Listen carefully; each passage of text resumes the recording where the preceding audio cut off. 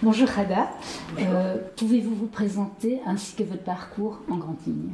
Bonjour, alors je m'appelle Rada Hatem, je suis gynécologue, accoucheur, c'est important, et j'ai donc exercé ce métier-là spécifiquement pendant plus de 30 ans, ce qui m'a permis d'être en contact avec un nombre extrêmement important de femmes, de couples, de familles, et de me rendre compte que derrière des apparences parfois très sobres, il y avait beaucoup de violence dans ces familles et cette violence avait du mal à trouver un lieu où se dire. Et j'ai donc eu envie d'expérimenter quelque chose qui était de dire on crée un lieu et c'est pour vous et c'est pour que vous puissiez parler parce qu'une fois que vous avez parlé, vous allez probablement un peu mieux et puis nous on sait comment on va vous aider. Et ce lieu s'appelle la Maison des Femmes. C'était donc votre objectif en créant ce lieu? Mon objectif précis était en fait qu'on prenne en charge la violence comme n'importe quel problème de santé. Nous savons aujourd'hui prendre en charge des parcours autour du cancer, autour de l'endométriose, autour de différentes problématiques de santé féminine, mais il n'y avait pas de parcours dédié à la violence. Or, en travaillant le sujet, parce que ce ne sont pas des choses qu'on vous apprend à la faculté, en tout cas pas de mon temps, j'ai découvert que subir de la violence en fait était un déterminant de santé extrêmement fort et que cette violence allait attaquer votre santé physique et votre psychisme. Et qu'une fois qu'on comprenait ça, on se disait un médecin ne peut pas négliger cette dimension de ses patients. Si on veut s'occuper des gens dans leur globalité, ces antécédents-là sont essentiels pour nous. Et donc il a fallu former les équipes à poser la question et puis s'entourer de toutes les compétences nécessaires pour que, une fois qu'une femme a dit la violence, on ne peut pas la renvoyer chez elle comme ça. Donc il faut lui offrir des soins sur sa santé physique, de la santé mentale, et ça demande des psychologues, des psychiatres, et ça a un coût, un travail social, et puis la possibilité de déposer plainte, d'avoir accès à des avocats, de s'occuper de ses enfants, de retourner vers l'emploi si son conjoint l'en a éloigné, par exemple. Il y a énormément de dimensions dans la violence et on a eu à cœur d'essayer de répondre à tous les besoins. Quelques détails pratiques avant d'aborder le reste. Où se situe la Maison des Femmes? Alors comme au moment où ce projet a germé doucement dans mon esprit, j'étais responsable de la maternité de l'hôpital de Saint-Denis, dans le nord de Paris. Je me suis dit que c'était là que j'allais implanter cette petite structure expérimentale. Donc nous sommes dans l'hôpital. Dans mon projet, il y avait une notion d'accessibilité. Je sais qu'il y a des femmes, notamment les femmes vulnérables, pauvres, migrantes, pour lesquelles pousser la porte d'un hôpital, faire des démarches administratives est extrêmement angoissant. Et donc j'ai souhaité qu'il y ait un accès rue direct, ce qui simplifie énormément les démarches et qui rend ce lieu facile et accueillant. Et le témoignage des femmes a confirmé cette intuition parce qu'elles sont très très nombreuses à dire que le lieu pour elles est aussi important que les soins qu'elles y reçoivent, que le fait d'y aller, déjà elles se sentent mieux et que finalement c'est un élément dans leurs soins qui compte beaucoup. C'est donc un lieu accessible à toutes sans aucun critère pour y accéder? Alors c'est accessible à toutes, après si ce sont des femmes qui viennent de loin, comme la prise en charge de la violence, c'est pas un rendez-vous en passant, c'est un suivi. Donc on essaie de les réorienter vers des lieux qui sont plus proches de chez elles. Ça permet pour nous de désengorger un petit peu notre file d'attente parce que nous sommes très sollicités. Et puis heureusement, nous avons des petites sœurs, de plus en plus de petites sœurs, et ça nous réjouit. Et on peut aujourd'hui trouver des solutions plus près de chez elles. Comment finance-t-on une telle structure? Nous sommes une structure de santé, donc nous avons à la base un financement qui vient de la sécurité sociale. Quand vous faites des consultations, quand vous faites des avortements, quand vous opérez des clitoris, la sécurité sociale vous donne de l'argent. Malheureusement, notre vision très globale de la santé fait que nous avons énormément d'intervenants. Nous avons près de 60 personnes dans l'équipe. Ce que paye la sécurité sociale en remboursement des soins est absolument insuffisant. Et donc nous avons dû développer d'autres sources de financement. D'abord en répondant à des appels à projets dans les villes et du département. Il y a des appels à projets pour humaniser les soins, pour aider dans la violence, pour aider les populations migrantes. Donc on répond à tout ce qu'on peut. Et ça ne suffit toujours pas, donc nous avons dû aussi développer des partenariats avec des mécènes privés, donc des grandes marques et puis des individus qui avaient envie d'aider. Et grâce à ce financement, nous arrivons pour le moment à boucler notre budget et à financer nos structures sœurs qui émergent. Si l'on fait un bilan de la situation de la violence faite aux femmes chiffrée, on constate qu'en 2022, 118 femmes ont été tuées par leur conjoint ou ex-conjoint, 93 000 femmes sont victimes de viols ou de tentatives de viol chaque année, que 220 000 femmes sont victimes de violences conjugales et que 60 à 90 femmes franchissent chaque jour les portes de la Maison des femmes, les chiffres en constante augmentation. Et ça, ce n'est qu'en France. On ne parle même pas, enfin, on n'évoque même pas ce qui se passe ailleurs, dans les pays en guerre, en Iran, etc. Bon, vous avez parlé vous-même de la banalisation de la violence. La violence envers les femmes serait-elle un phénomène irréversible ? Ce qui est intéressant dans la violence, c'est d'essayer d'en comprendre l'origine, parce que rien ne justifie a priori qu'un sexe biologique doive maîtriser l'autre et doivent lui imposer ses visions. Or, pour une raison qu'on ne comprend pas encore très bien, mais le monde s'est construit d'une manière assez patriarcale. On peut imaginer que le fait que les femmes donnent naissance à des enfants a été quand même à la fois merveilleux et un handicap, puisque il y avait des mois où elles étaient moins opérationnelles, qu'elles étaient très préoccupées de la survie de leurs enfants, du fait de les nourrir, de les mettre à l'abri, et que probablement ça a permis aux hommes d'occuper une place et de garder les femmes à la maison. Cette construction patriarcale du monde, en fait, est devenue hyper performante. Donc aujourd'hui, dans beaucoup de pays, dans beaucoup de cultures, ça paraît, il n'y a même pas matière à discuter. Les hommes ont le pouvoir et les femmes sont à la cuisine. Et c'est contre ça, en fait, qu'il faut lutter. Donc ce n'est pas irréversible, parce qu'il n'y a rien, ni dans notre anatomie, notre cerveau est aussi performant que celui des hommes, il n'est pas plus petit, il n'est pas moins puissant. Nous avons une forme physique peut-être un peu moindre, mais nous la compensons par beaucoup d'autres compétences. Donc on doit pouvoir inverser la vapeur, mais ça va prendre du temps. Ça fait plus de 5000 ans que c'est comme ça, ça ne va pas se résoudre en 15 jours.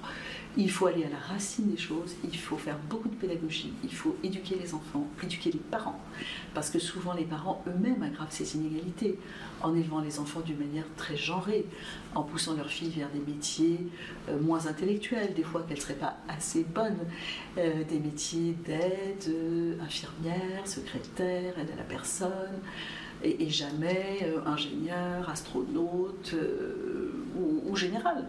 Et pourquoi pas ?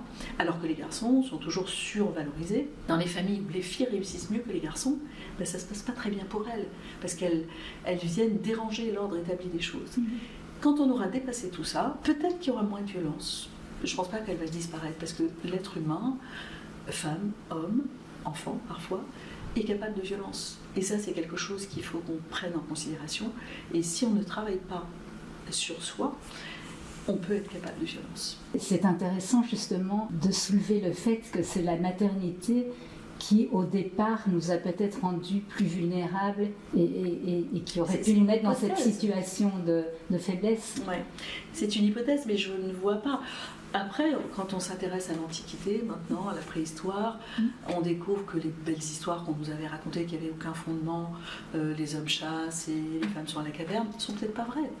Et c'est intéressant de comprendre comment ça a cheminé tout ça. Justement, à ce propos, dans son livre que vous connaissez peut-être, L'homme préhistorique est aussi une femme, la préhistorienne, Marilyn Patou-Matisse, raconte justement que à l'époque, mais les femmes jouaient des rôles pour la survie de la structure, mais aussi importants que ceux des hommes, et qu'elles avaient même une légère priorité de par cette maternité qui revêtait un côté magique, parce que les hommes à l'époque ne comprenaient pas le phénomène. C'est probable, malheureusement, il n'y avait pas beaucoup d'écrits de l'époque, donc on est obligé de tirer des conclusions à partir d'indices indirects, mais je pense aussi qu'à l'époque, tous les bras étaient utiles parce que l'environnement était très hostile.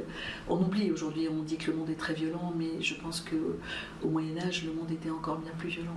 Oui, probablement que cette maternité a interféré dans notre destin Et on le voit encore aujourd'hui. De toute façon, quand on embauche une jeune femme, on a toujours en arrière-pensée, ah là là, elle va faire des enfants, elle va s'absenter, ça va être compliqué, comment je fais? Et même quand on est extrêmement pro-femme et pro faire des enfants, c'est quelque chose qui pèse aussi, parce que si on est dans une structure comme l'hôpital, où la continuité des soins ne peut pas être remise en question, et c'est pas comme, on a moins de caissières, les flux vont se ralentir. Il faut qu'il y ait des gens à l'hôpital le jour, la nuit, le 15 août et le 25 décembre. Et donc, ça pose des questions en termes de ressources humaines. Mais il suffit de les anticiper, c'est pas du tout insurmontable. Et puis on voit qu'au bras dont on parlait tout à l'heure se substituent quand même des cerveaux, et que de plus en plus de femmes jeunes, autonomes et financièrement indépendantes ne veulent plus, enfin osent avouer qu'elles ne veulent plus avoir d'enfants aujourd'hui. Absolument. C'est un phénomène récent. Je pense qu'il y a plein de femmes qui n'avaient pas particulièrement envie d'avoir des enfants, mais qui ne pouvaient pas remettre en question ce schéma très patriarcal.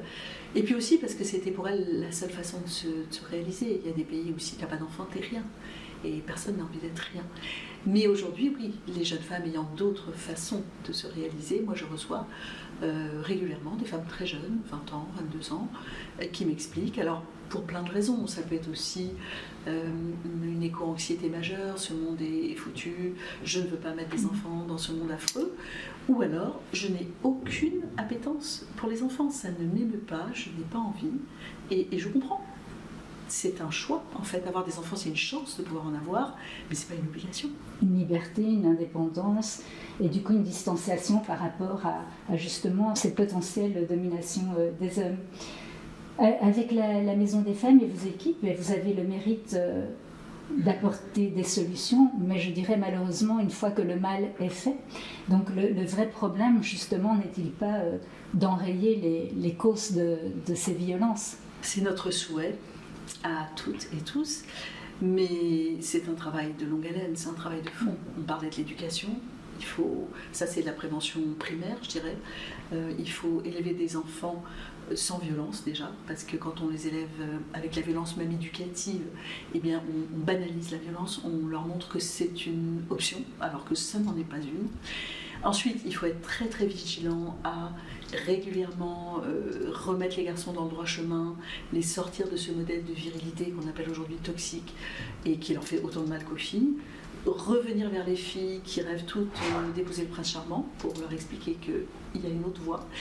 Et puis ensuite, il faut faire de la prévention secondaire, parce que si on ne s'occupe pas des agresseurs, qu'on les met juste en prison et qu'on les sort une fois qu'ils ont purgé leur peine, eh bien ces gens vont recommencer. Et donc si on veut être efficace, il faut les choper, les soigner, les éduquer pour que peut-être, une fois sortis de là, ils comprennent que en fait, c'est eux qui décident d'être violents ou pas. Et ça dépend que d'eux. C'est pas leur femme qui les pousse à bout, parce que c'est souvent leur discours. Moi, je suis un gentil garçon, mais c'est elle qui, en fait, non. C'est toi qui refuses de gérer tes émotions correctement et qui te laisse aller à ta violence parce qu'elle est faible, parce que c'est une femme, parce que dans ton monde et dans ta famille et dans ton milieu, on t'a appris que tu avais ce droit-là. Sur Terre, trop de femmes, hélas, n'ont pas le pouvoir de décision sur leur corps. Et la majorité des décisionnaires sont des hommes. D'où justement cette espèce d'inaction et d'indifférence politique malgré tout. Est-ce que seules les femmes pourront sauver les femmes et par extension changer les mentalités dont vous parlez des humains de demain? Non, je pense que c'est pas une voie intéressante. Je pense qu'on ne peut y arriver que ensemble. Nous faisons société et quelque chose qui ne dépendrait que des femmes, moi, ne me rassurerait pas complètement. Il faut qu'on embarque les hommes. Et ce qui me rassure un peu, c'est que certains hommes, trentenaires et plus jeunes, prennent aujourd'hui conscience par justement tout cet amas de réactions, de libération de la parole, de pièces, d'articles, de livres, il y en a énormément. Ils prennent conscience que finalement, alors qu'ils se pensaient un bon gars, ce qu'ils sont certainement, ils avaient eu des attitudes ultra sexistes, à la limite de la violence, et que ça ne les avait pas choqués sur le moment parce que tout le monde faisait comme ça. Et aujourd'hui, ils réanalysent leur comportement ancien et se disent je pourrais peut-être faire mieux. Et ça c'est pour moi un espoir formidable.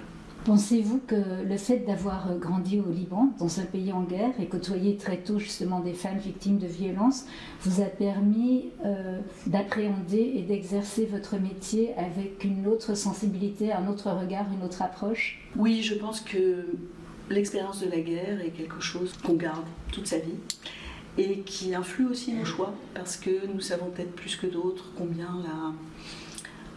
la vie est ultra fragile en fait. Parce que quand on vit dans une société de calme et d'abondance, on n'a pas d'idée que la mort, elle est là à tout moment, alors que nous le savons, hélas, que trop bien. Et puis aussi être né dans un pays du Proche-Orient, un pays avec une tradition patriarcale assez forte, même si peut-être que le Liban est le pays du Proche-Orient le plus agréable de ce côté-là.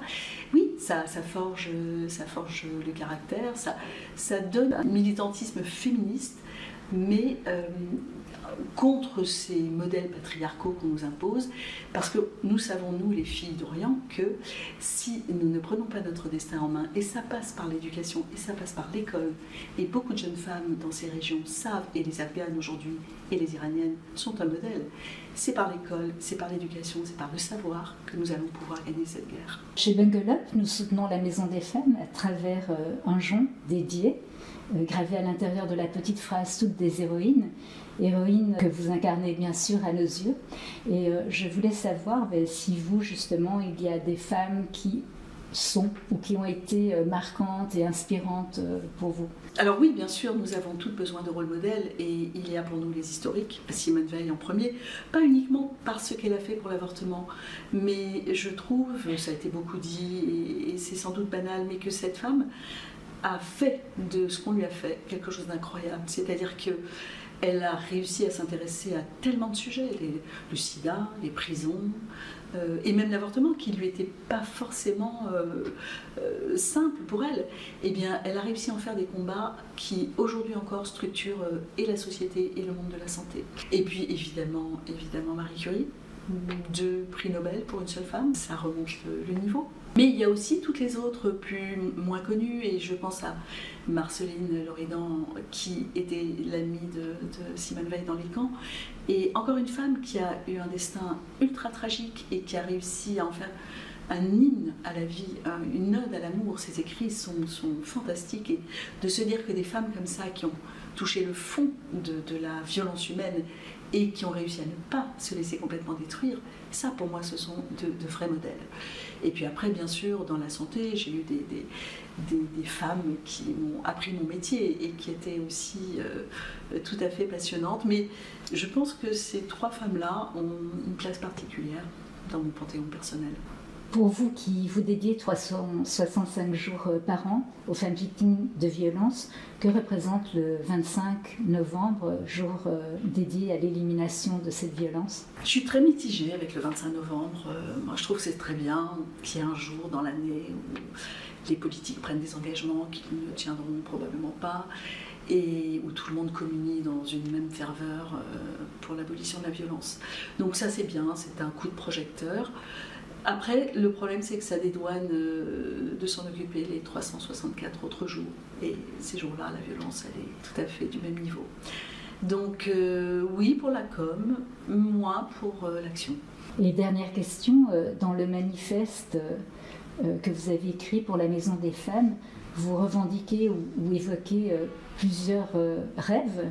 Y en a-t-il depuis qui ont été exaucés? Alors malheureusement non, exaucés complètement pas. Mais certains sont plus visibles que d'autres, sont plus travaillés que d'autres. Je pense qu'il faut au moins 100 ans pour arriver à se libérer de beaucoup de ces contraintes et de ces violences et de ces traditions. Je ne crois pas du tout qu'il y ait une formule magique et ni même un montant de dépenses qui ferait qu'en 2 ans le problème serait réglé. C'est totalement utopique. On est dans le cœur des choses, de choses qui sont tellement ancrées, même en nous, les femmes. Parfois on reproduit des attitudes sexistes avec nos enfants et parfois on se surprend à dire mais pourquoi je lui dis ça? Je pense le contraire, mais c'est parce qu'on m'a pourri le cerveau depuis que je suis née. Donc non, ça va être un long travail, mais je ne désespère pas, on va faire des points d'étape tous les 10 ans. Violence faite aux femmes et survie de la planète, même combat. clairement. On est parti pour le long terme.